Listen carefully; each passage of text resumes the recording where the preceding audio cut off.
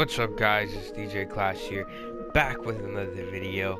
And I know I've been gone for a while. I haven't posted a video in like 2 to 3 weeks.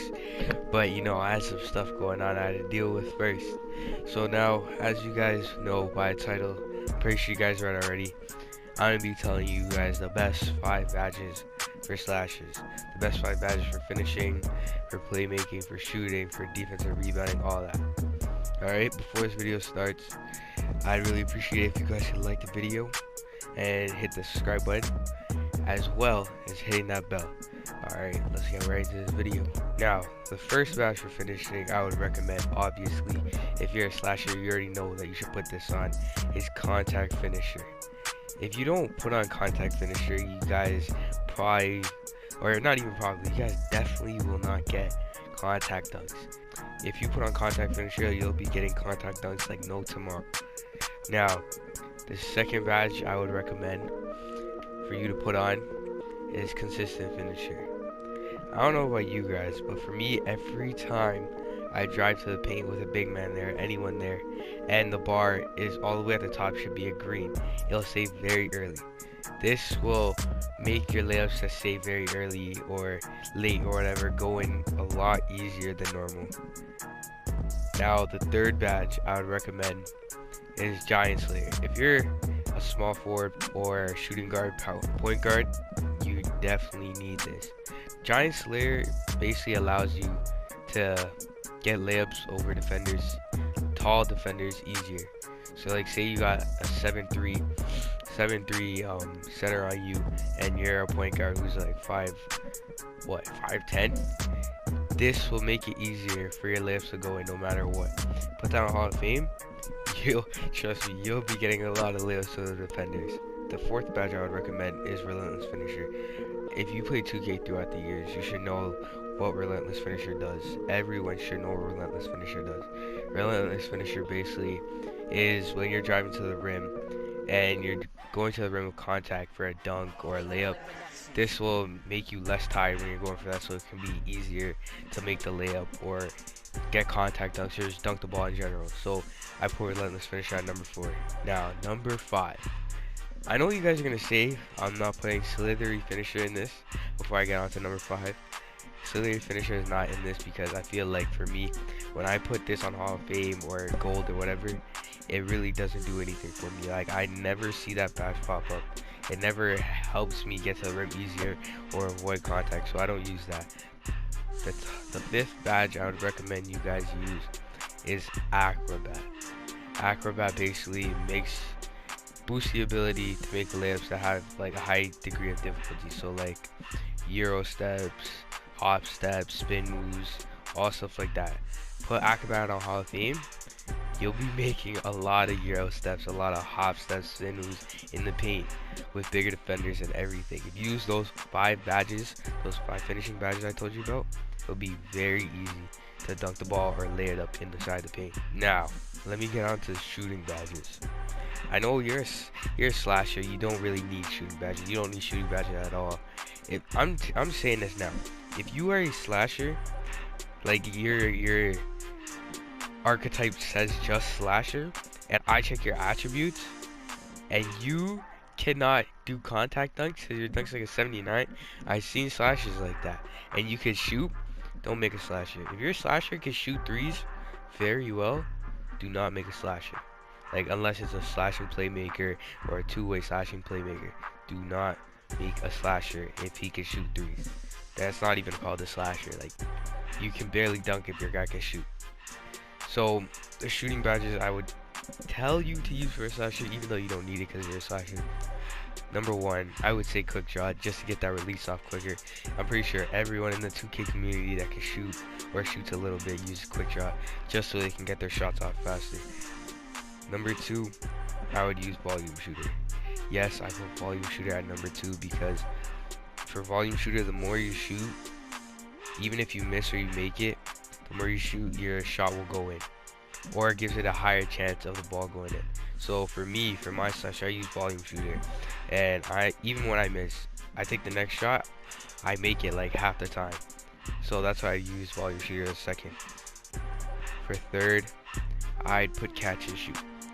Catch and shoot, like, it's just, if you're just wide open for a mid-range, because a lot of people leave slashers open to shoot middies, you have catch and shoot on some passes you a ball, shoot, it gives you a higher chance of you making that shot. So I would really recommend you putting catch and shoot on as well. For the fourth badge, I would recommend that you use corner specialist. If you're a slasher that can shoot at least a little bit and you have corner specialist, I guarantee you'll make it half the time.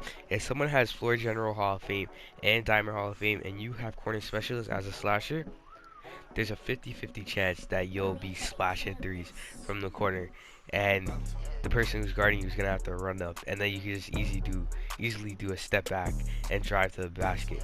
That's easy points right there. So if you have corner specialists on and you can hit your shots and you know your shot form, it should be easy game from there. The fifth shooting badge I would tell you guys to use is steady shooter. Steady shooter basically, it reduces the penalties for contested shots and bonuses for open shots. So basically, if you're wide open or you're contested, steady shooter helps you, like, it gives you a better advantage of making the shot. So if you're wide open, the percentage of you making that shot goes up a little bit more, and for contested shots it goes up more too.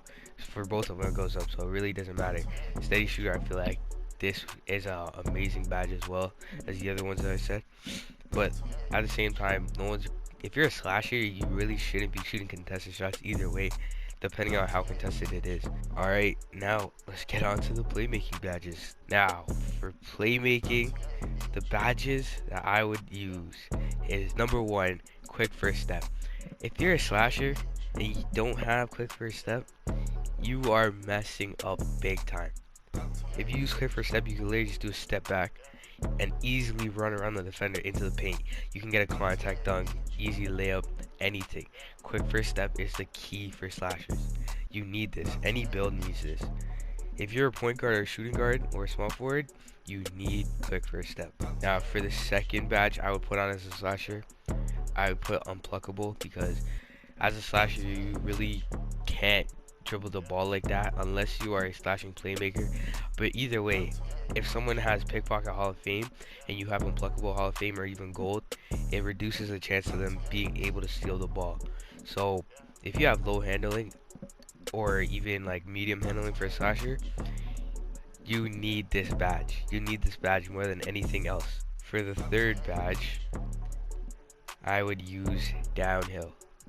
Downhill, basically, it says it increases the overall speed with the ball in transition. So say if your center gets a rebound, you run down the court and he gives you the ball, it makes you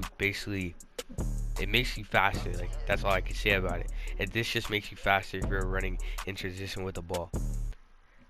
And for slashers, I'm pretty sure you all need that. If you don't have that, you need that too, because I guarantee you a center can come out anywhere. He can start running fast as hell for no reason and just get a clean, easy block on you with chase down artists. Like, I've had that happen to me so many times. I put downhill on, it hasn't happened to me at all. Trust me, you guys need this. Now, for the fourth badge, I'd say put handles for days. Because if you're doing all those step backs I was talking about, you're doing all these dribble moves. Handles for days, basically, it reduces your energy when performing dribble moves. So if you're doing a step back, you're doing behind the back, doing momentum dribbles if you can. Handles for days will reduce the energy that you lose from doing all those moves. Trust me, if you don't have handles for days and you're doing all these dribble moves, you'll see how fast your energy decreases. If you have this on, it feel like you never lost it. Like, I've seen so many playmakers and stuff using handles for days on Hall of Fame, and I feel like these guys should dribble for days. For the fifth playmaking badge as a slasher, if you're a shooting guard or a small forward or a up, if you're taller than if you're taller than 6'7", then use post spin technician. Like, I'm 6'7", and I use post spin technician on smaller guys or guys who are same height as me and same weight or something. I use post spin technician, easily get around them. It's like these guys can't guard me, and I only have it on silver. Now imagine if you put that on gold or Hall of Fame. No one can guard you as a slasher. Do a post spin around them, dunk on the defender in the paint. You're literally just getting easy points for your team. I'm telling you, These are literally the best badges for slashers. Especially these playmaking badges help out a lot. Now last but not least, one of the most important badges of them all. Defense and rebounding. You need this. Like, trust me. If you have barely any defense on your build, delete it. Like, that build's not good. You need defense in this game. Defense in this is nothing like it was in 19, 18, 16, 17. It's nothing like it was. You need defense so badly in this game. Now, obviously, the first badge I would recommend, and everyone should already know this, is clamps. Wow, clamps, yes. I'd say clamps because if you're in front of the ball handler, or it says it boosts the ability to stay in front of the ball handler on perimeter or anywhere in the paint. Like, if you're guarding a guy with 70 ball handling or 80 ball handling and you stay in front of him, he loses dribble and he just has to stay there. He has to pass the ball to someone else. You can literally keep doing that. I have clamps on Hall of Fame and barely anyone can get past me. It's like I'm the Terminator of basketball or something. This badge is the best defensive badge in the game without a doubt. Now, the second badge I would recommend is Intimidator. Even though I know some people think Intimidator doesn't work that well, I'm 6'7", guarding centers, and Intimidator helps out a lot. Like, these guys are missing layups on me, all types of stuff, and I have Intimidator on. Like, I feel like these guys can't make a shot on me at all. Intimidator on Hall of Fame or Gold, yeah, no one's making a shot on you. If you're close enough to them, yeah, GG's. The third defense rebounding badge I'll tell you to get is Rim Protector. I know you guys are gonna ask why Rim Protector. I'm 6'7", snatching the ball from centers when they're going for dunks. I'm not just blocking them, I am taking it out their whole hand. Rim Protector is actually so nice when it comes to slashers, especially if you have good defense. In slashers, if you're a slasher, you should have good defense. So I'm telling you, put Rim Protector on, you're going to be blocking everybody. You're going to be swatting the ball across the court like it's nothing. The fourth badge I would recommend you to put on is Pickpocket. Pickpocket, if you have these guys who can't dribble, again, like I said for clamps, you literally just press square, easily take the ball from him.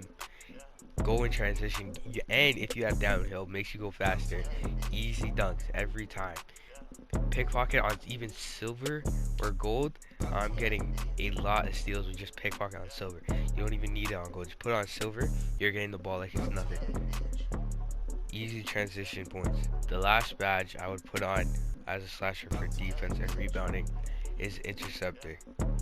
Because a lot of people, for Interceptor, a lot of people throw passes that they really shouldn't be throwing.